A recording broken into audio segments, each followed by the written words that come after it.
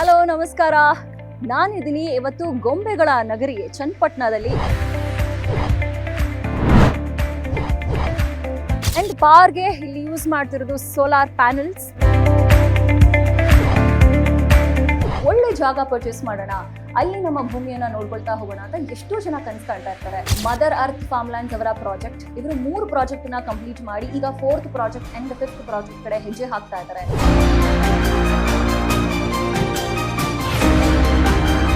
Owner ಆದಂತಹ mister Chandru ಅವರು ನನ್ನ ಜೊತೆ ಇದ್ದಾರೆ.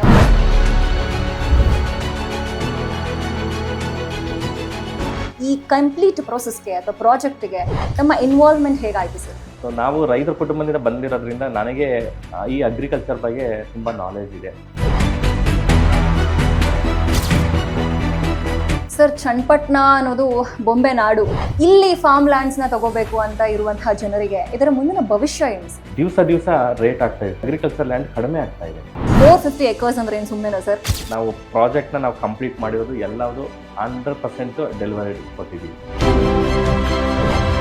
ಮ್ಯಾನೇಜ್ಡ್ ಫಾರ್ಮ್ ಲ್ಯಾಂಡ್ ಅಂದ್ರೆ ಏನು sir? Madam, manage farm land ಅಂದ್ರೆ ಒಂದು ಕೃಷಿ ಭೂಮಿ.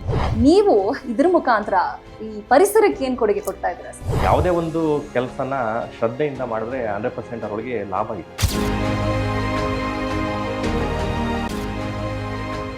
Mother earth builders and developers ವೀಕ್ಷಿಸಿ ಸಂಜೆ 5:45ಕ್ಕೆ.